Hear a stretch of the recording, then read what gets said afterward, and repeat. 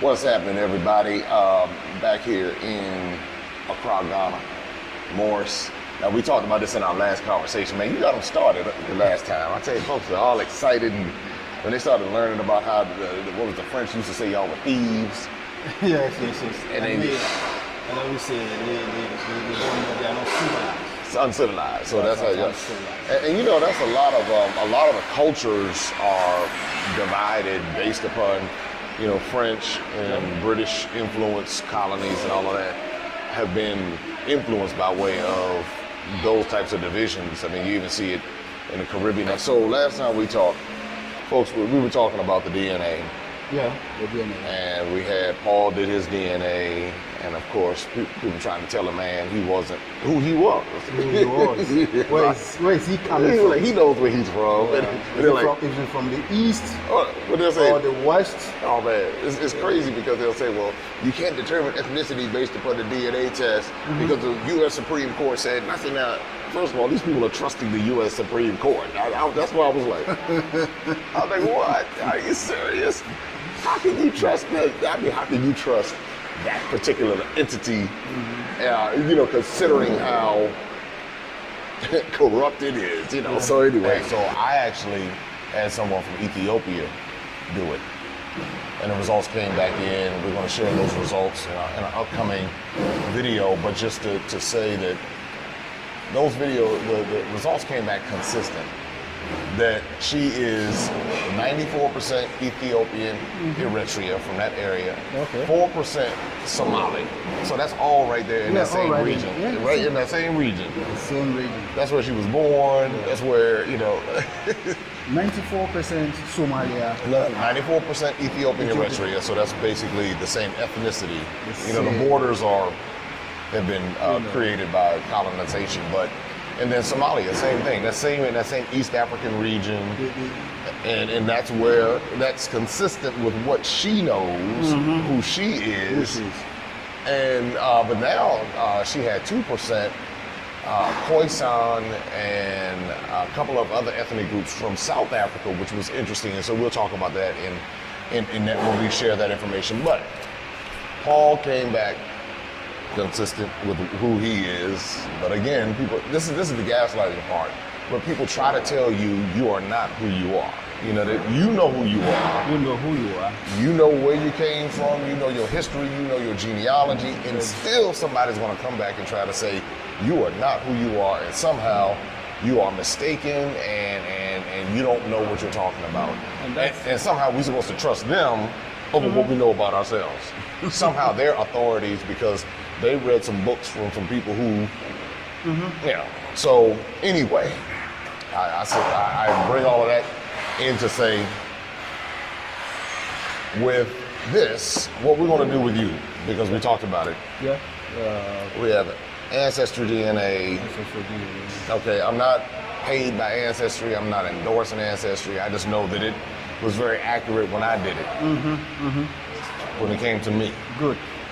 The other thing we're going to do is African Ancestry. African Ancestry. Right. So this is going to be where you're going to do your father's line, your father's line, and we're going to do, so this will give you more of a comprehensive, Ancestry is going to just kind of give you a total genetic breakdown of who you are as a person, according to what they're saying in their database. African Ancestry is going to be more specific, where they take your father's line back 500 to 2,000 years and identifies you to a particular ethnic group based upon their sample sizes and what they have in their database. So all of this is based upon what they have in their database. It's based upon that information. My thing is this: if any of what's going on is not accurate, I want to know. So I'm not an advocate to say, hey, look, we're going to go to any length to say anything we want to say just to prove a point. I want to know if this doesn't line up with what you know about yourself, then that's what we want to go with, and that's what we want to determine. Exactly. So that we can put a lot of this to rest. You know, well, it won't put. So you know what? For some people, it'll never put. I mean, it can come back. It will definitely come back. I believe this is going to put everything at rest. Okay. I trust it's I going mean, to. I mean, we're going to see, because now, where do you think you come from, based upon your father's history? Where do you think where do you think he comes from? What I know for now, as we sit here, my parents come from southeastern part of this area we call Volta region, or Ghana. Southeastern part of Ghana, now called Volta region. And so southeastern part of Ghana is in West Africa. Okay. Yeah, this is where I believe my parents came from. And the place it came from, the name is called Achiavi.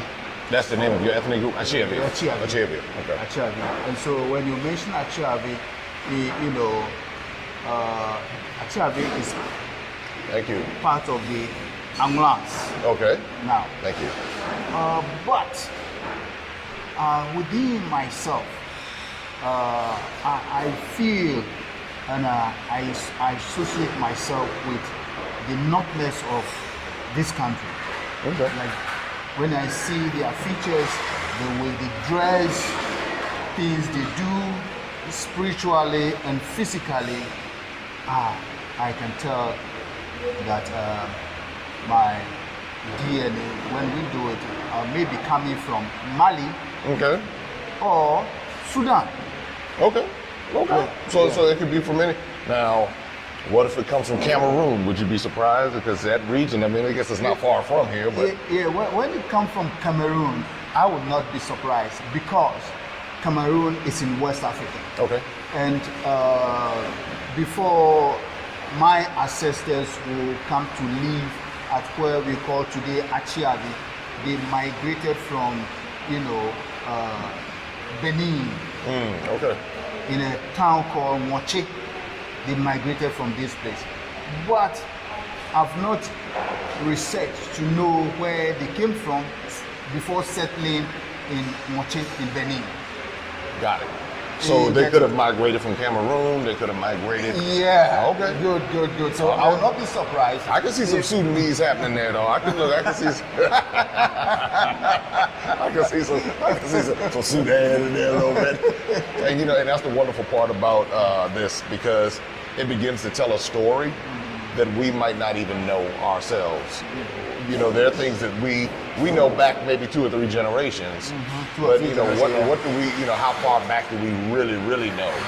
And beyond that. So that's the part I look at and I say to myself, Thank you. how far back do we go with it? So so when it comes to this ancestry kit, and just to kind of let everybody know, again, I'm not advocating ancestry. I just know they have information that's that could. I know what it's done for me and who it's connected me to, and it's consistent with my genealogy and what I've known about my history and my family, the different ethnic mixes and all of that. So it was very consistent. So even when people try to tell you don't know, I'm like, well, I know the genealogy. I know the genealogy said. So now we're not gonna have you do this on camera because that might be a little too much for people. But basically, what you do here, you spit to that line. So you see that black line, everybody? It says spit here. I don't even know if there's a technical term for spitting. I mean, sometimes saliva. Yes. Saliva. You know what spit means, right? Yeah. So when it comes to spitting, you spit to that line. Okay. And sometimes, it's like a little foamy or whatever. And you go a little above it so it can sit there. And then what we'll do is close it. And this part will clamp down on it. Okay. And it will put this solution. That solution preserves it. Oh, okay. And then when I go back to the States, then we'll send it in, and we'll get these results. Good.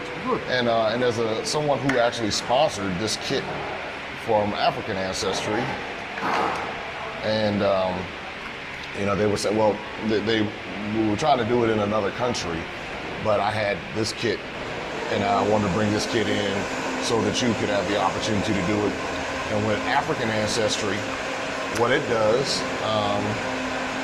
you'll take this, you'll take these swabs, and you will do each one.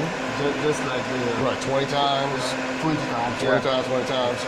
And we'll follow the instructions based upon what they tell you. We'll let them dry. Yeah. Now, you keep them to dry? Yeah, you let them dry, and then you put them in the envelope. I was told a story of someone on the feed where they were talking about how the son was like, no, he's not of African descent, he's not African, and all of that. So the mother went and she did one of these right here. And so she had all of this African in her. so of course, you know, I guess they're waiting to tell him, but of course he's going to be in denial. And that's what I've discovered, that no matter what, some people just don't want that. And it goes, you know, to speak about colonization and imperialization and what it did, imperialism and what it did to people's minds on so many different levels. And again, when they cite these different facts, it's still going back and citing these facts from the very people that they say we shouldn't trust. So they'll tell us don't trust Ancestry and the DNA, but trust the U.S. government. And you know, so you're sitting there saying to yourself, like, you can't have it both ways. You can't have it both ways. But the way you dispel all of that, and that's why I like to come to Africa and do this. We're going to see how many people you're related to. That's what Ancestry allows you to do. African Ancestry destroys your DNA, so they do not have a database that connects people. But Ancestry does, and 23andMe and some of the other platforms do. So I'm looking forward to seeing how many people you're related to, if anyone, in the U.S. And then also, let's trace your ethnicity through African Ancestry and see if that's consistent. And so now we have two DNA platforms that are not related to each other. One is black owned, one is not. And we'll be able to put these pieces of the puzzle together and see if there are any discrepancies. If there are any discrepancies, we're going to call them out. So we're not going to sit here and try to dress up something. If something's inaccurate, then that's what we'll trace down, because the ultimate thing that we want is to be able to tell the truth. So that's what you see us doing here right now. Morris is going to go, and we give him some privacy. We, you know, to be able to, you know, do the result. But before we go do it, I want to put this on record that I have 5 cousins in the UK. Okay. 5 cousins in the UK. Okay. And then I have 2 half-brother in the US. Okay, so 2 half-brothers in the US. Yeah, 1 half-brother and a cousins, about 2 cousins in the US. That's 2 cousins that I know in the US, and 1 half-brother in the US. Okay, so now, if he did the test, you don't know. No, I don't know. So we'll find out. Maybe, maybe he out there doing his thing, you know. Maybe he got a few more kids. Maybe. So we're going to find out who all Morris is related to. And then we're going to see if you recognize any of these names. Because sometimes they might not be people you know, but they might have surnames or something like that. Even my half-brother is not having the same name I have because he was adopted. Okay. He was adopted and still holding on to his adoptive father's name. Or the adopted family's name, like Smith or something. Oh, that's right. So he's still holding on to that. But here's the thing. All of that, you know, if he's your half brother and he did the test, then he'll find out. Does he know you? No, I just spoke to him today. Okay, good. All right, so y'all good. All right, so that won't be a big surprise. But it might be another surprise when you have another half brother or sister. That'll be a surprise. Morris will be like, wait a minute. But again, everybody, he put it on the record and said he knows he has some relatives in the UK, he has some relatives in the U.S.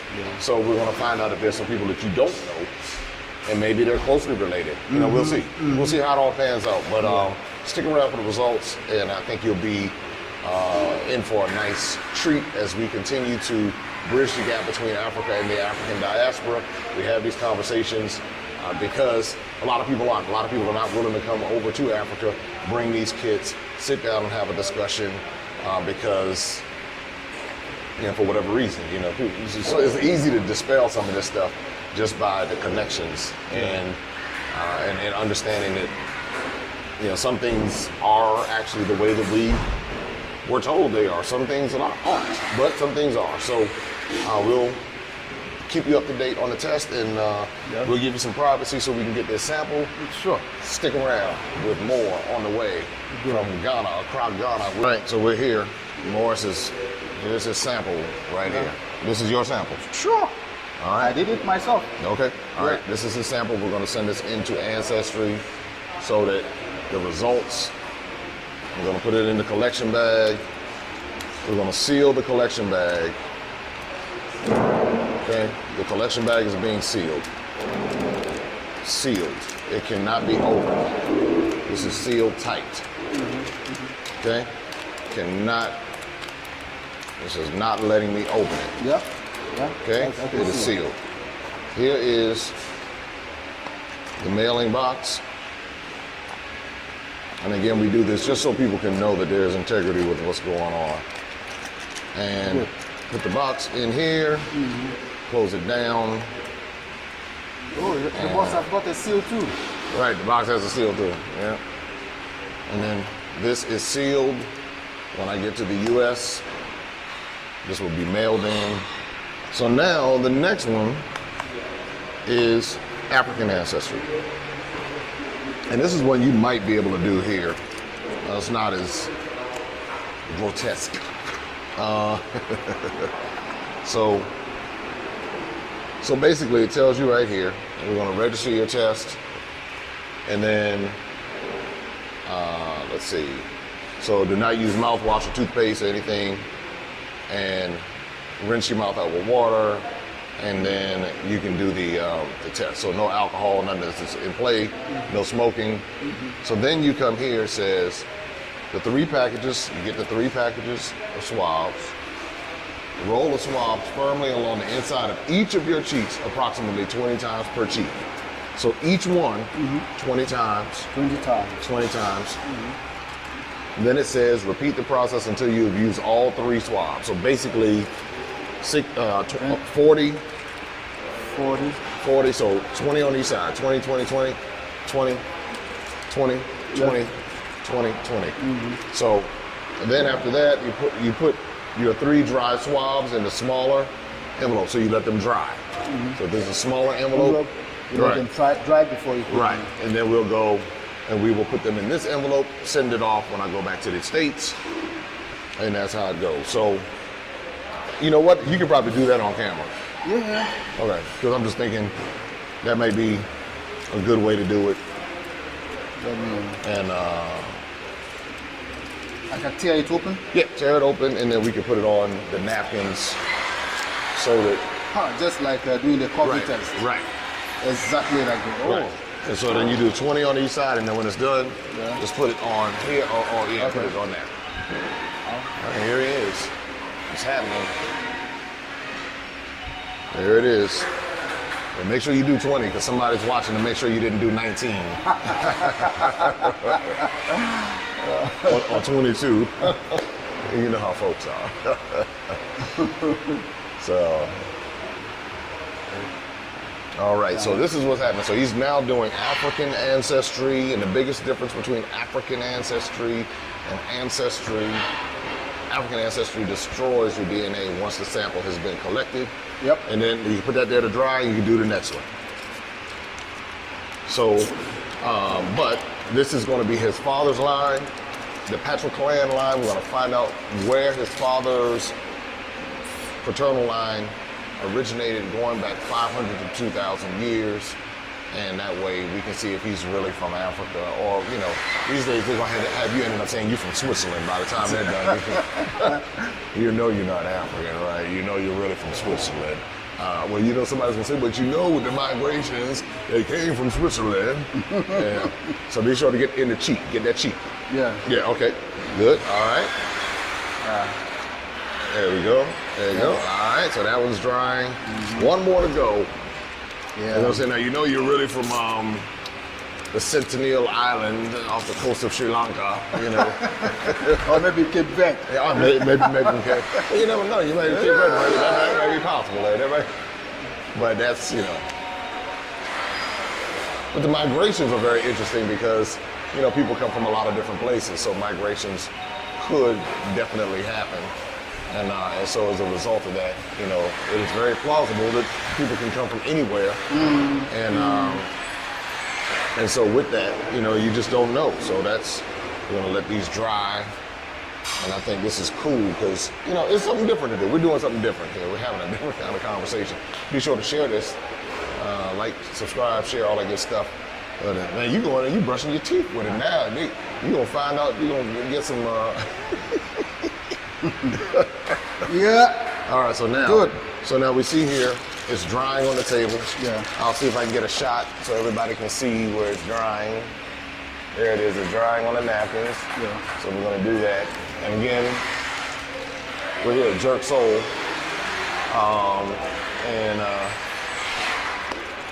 yeah, just having a good conversation about this because really the easy way to dispel a lot of this stuff is to, you know, to do something like this and continue with the process. The small envelope, where did that go? The small, oh, it's right here. There we go. So once those dry, that's going to be a little while. We'll put them in this envelope. We'll put them in this envelope. We will send them to African Ancestry and await those results. Here are the AncestryDNA, 2 different companies, not related at all. This is the sample that you provided. Yeah. So we'll send this in and get that done. And so that's the deal, everybody. So more on the way, more results. Can't wait, because that means I got to go back over, get this information, and then we'll come back and sit down live. Yeah, we'll see. We'll see what it says. We'll see that you're an alien. Yeah, maybe I'm coming from Russia. Oh, you might come from Russia, but you know, we talked about that because you talked about how you might be, you might have some German because of just where the location in Ghana. That it is possible that you could have some German. German, descendants. Because of the Togo. Yeah, because of Togo.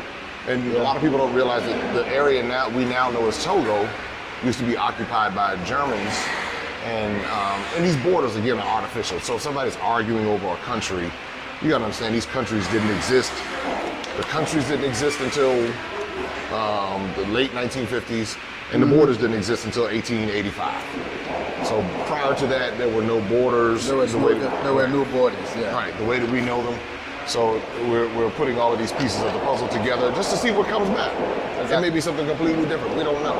But again, we'll see, and we'll see if it's consistent with what he knows, and we'll take it from there. More on the way. Maximum Impact with Jay Cameron. Make sure you like, subscribe, share. More on the way. Open up your eyes and see all the fun and mystery. Take an African adventure with Darren and Destiny. From the mountains to the shore, so many things to explore. Take an African adventure with Darren and Destiny. The Adventures of Darren and Destiny. And Darren and Destiny are twin brother and sister, and you go on their adventures throughout the African diaspora, meaning so African diaspora destinations, primarily focused in Africa, but we go to South America, we're going to go to the Caribbean. Their first book is going to take you to Ghana, and then we're going to go on a safari, and from there we're going to go to Ethiopia, and then we go to Salvador, Brazil. And what the goal is to be able to inspire curiosity in the continent of Africa in our children from a very young age, and to really tell a more accurate story. Most of our children are exposed to negative images, late night infomercials about how bad things are, everybody's sick, everybody's poor, everyone's uneducated, but that's simply not true. So what Darren and Destiny and their family do is they go to different African destinations. They are learning about these different places. You're beginning to see positive images, but still telling the truth. I mean, that's the important thing, to tell the truth about some of the things that have occurred. But it's all done on a children's level so they begin to understand it. And it begins to pique their curiosity. They begin to learn more. And hopefully one day they will want to explore and visit the continent of Africa and its many countries. There's just so much that Darren and Destiny are able to do, and as they're doing it, it's like they begin to open the minds of a new generation, and they don't get bombarded and indoctrinated with negativity. They're actually able to see positivity and inspiring images and messages about the African diaspora, as well as those who are still indigenous to the continent of Africa, and they begin to learn more and just see things differently. So I'm excited about introducing the adventures of Darren and Destiny.